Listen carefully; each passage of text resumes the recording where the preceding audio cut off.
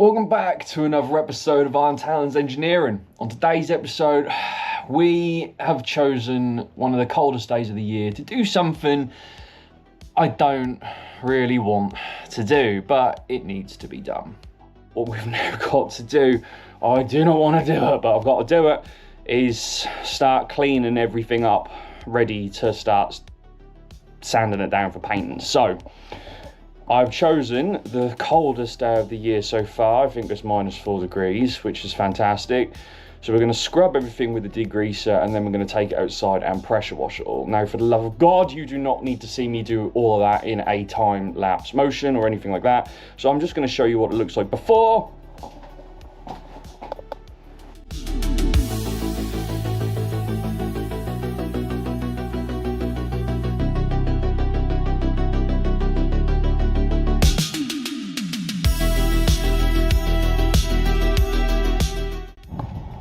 And this is after. So now it means we can take these to work in a big bucket, and when things get slow we can start prepping them for paint. One eternity later. Yeah, I might have gotten a little bit carried away with this.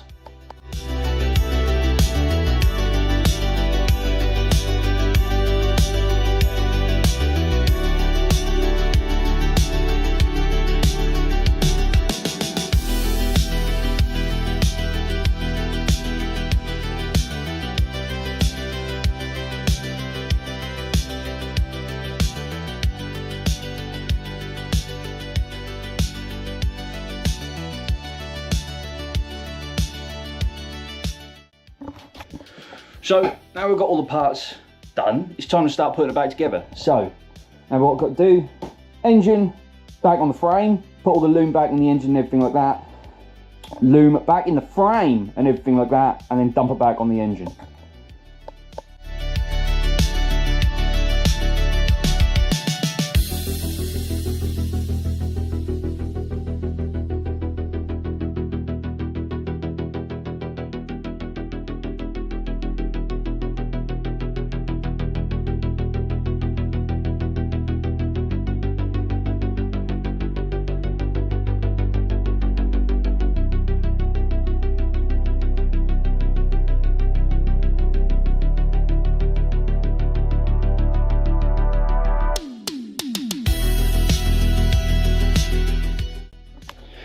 So the frame is now all back together, and that looks tidy, to be fair.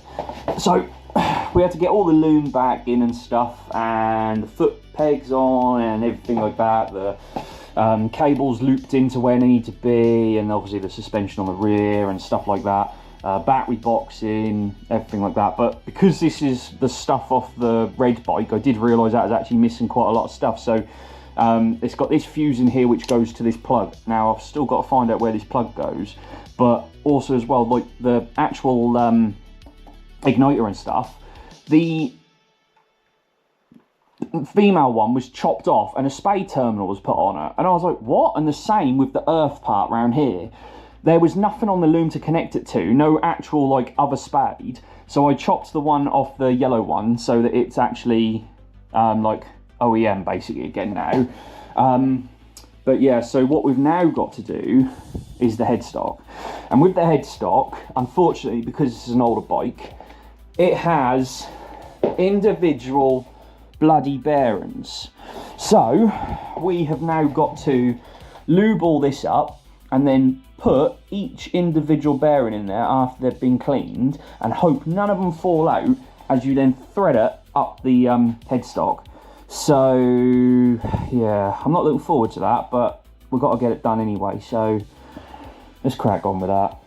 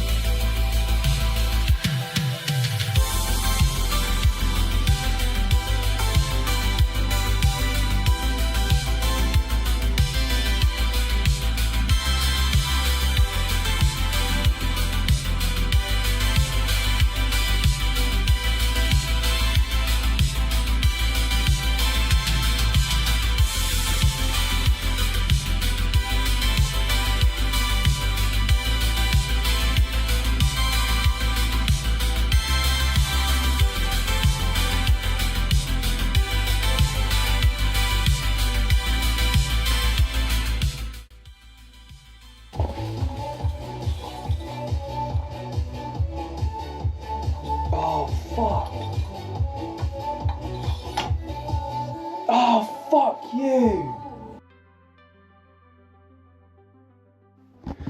I just run into a little problem on this I didn't actually anticipate. These forks, or these sheaths, will go over the top of the forks, or to hold the headlight and stuff. You just slot them over the top of the forks, and unfortunately, they've got this little bit on them, and it stops them from going any further than that. Well, because I've lowered it, they need to go a lot further than that. So, I'm going to have to just chop this little tapered bit off, so they slide all the way down. Not really what I wanted to do, being as I've just painted all of these, but needs must. So, let's get that chopped.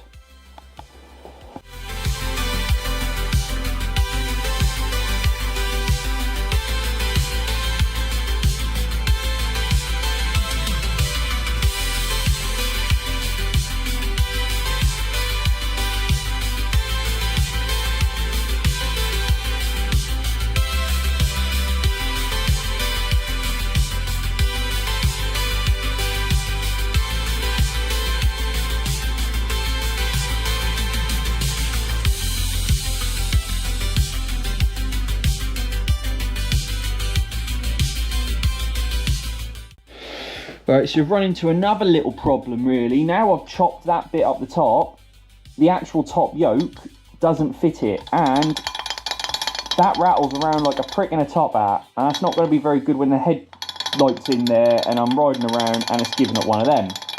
So, unfortunately, even keeping that bit in there wasn't viable, because by the time I'd opened it out, it wouldn't have the same length on it anyway, because it tapered out.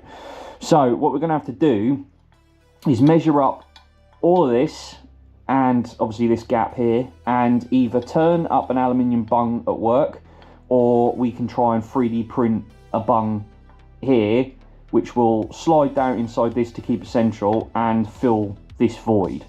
So let's get on with doing that. More moments later.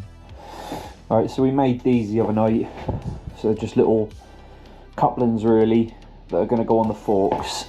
So let's see if it works. So yeah, that's going down there, and then it'll slot into that. It will slot into that, I'll tell you it will. Get it. Yep, there you go.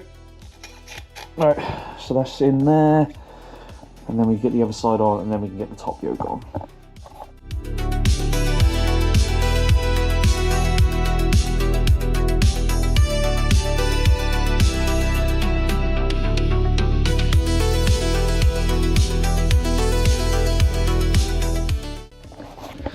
Alright, so we got a couple more parts. Actually, tip up today. It's really hard to get parts for this little scooter, but some parts actually came.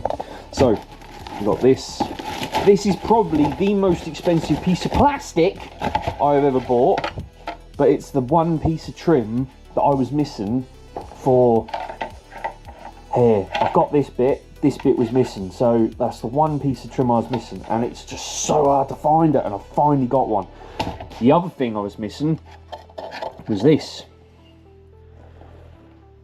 So the BOP has a automatic choke, which is driven by this which sits on the cylinder head, and unfortunately mine, if you can see it here, is missing the top hoses. So I had to get one of these, but you just can't find parts for this. So I was very lucky. I just messaged someone out of the blue who had like a parts bike, and he had these bits. So we'll fit them up, and then we can start putting the rest of the bike back together. The next day. So the other day we got the new little automatic choke in there. We had to actually drop the whole engine out to get that in there, because the Phillips head screws were completely seized, so we've had to put M6 bolts back in there now.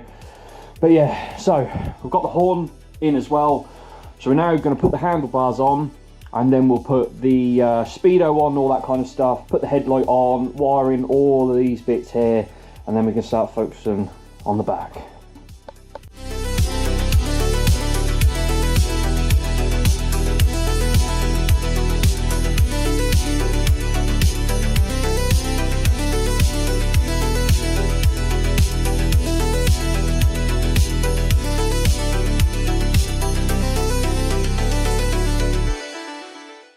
So we've now got the handlebars on and we've got the speedo on.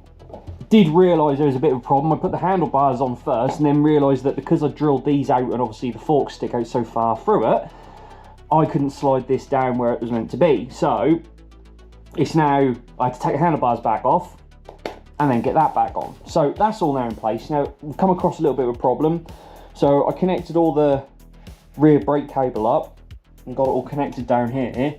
And the problem is, the brake cable is pretty much seized inside here. So I've had it out completely, WD-40'd it, got it, well, freed up, but it's still being a bit tough. So I think I'm going to have to take this whole thing out of here and bathe it in oil or something, because there's no way in hell I'm getting another cable to suit this. But it keeps pulling the actual sleeve out of here instead of like returning the cable like it's meant to. So that's something we've got to do. But the next thing we're going to do is we're going to be putting the headlight back in, getting all this cable connected up, all these wires connected up, hid away, and yeah, it's going to look so much nicer.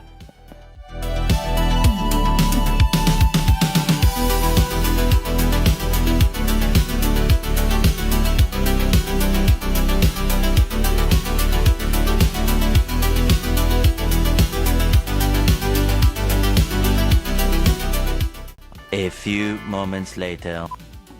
So we did just jump ahead a little bit. We got the tank back on, all lines connected, and then we got all the new silicone vacuum hoses now connected to the automatic choke.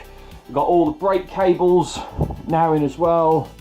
So you actually pull that and it actually engages the brake, because the problem was all the cable in there was seized, so we had to put that up in the vise, WD it and keep moving it, make sure it's all alright. The front one's in as well, so you give it one of them. You can see us up shop around the front brake. So we've got them in now. So next we're going to put the seat in, and then once the seat's in, we can put the plastics in. And then the last couple of things that I've got to do is the exhaust. So I'll probably have to make a new exhaust because of how low that is to the ground, but we'll see how we get on with the standard one if that works. And then we've also painted all the plastics. So we were to repair all the plastics because they were like that. So we repaired them all, painted them all, and then we can put the front and the rear mudguard on, and then the middle sections, and just see how it looks. If I don't like the plastics, I do like how this looks as it is. So let's get on putting the seat back on, and then we can get on with the rest of it.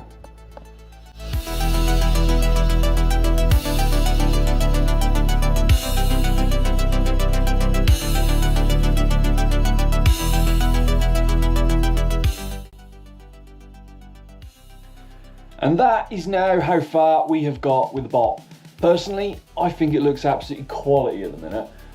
Like I said, I'm still in two minds whether or not I'm actually going to put the plastics on or not. I have tested a couple of them up and it just makes the bike look so much different. I'm not entirely sure if it's good different or bad different yet, but we're going to see. We're going to have to see. But what we've got to do now is obviously get the kickstart sorted, get the exhaust sorted, get a new battery for it, fit the other little bits and pieces and that, and then like actually put oil and fuel in the engine, and then we can see if we actually get it started, which is going to be a bit of a hit and miss because like I said, it's got that automatic choke situation on it.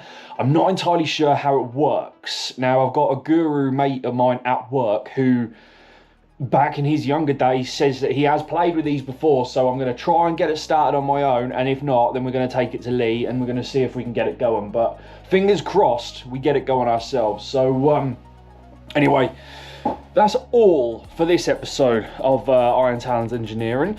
Cheers for watching, guys. Don't forget to like and subscribe if you're still liking this kind of content. We're nearing the end of the project now. Hopefully, if like say it gets started, and then we'll be able to make the trailer for it and actually take it to shows. So like I said, cheers for watching, guys, and I'll see you again on the next one. See ya.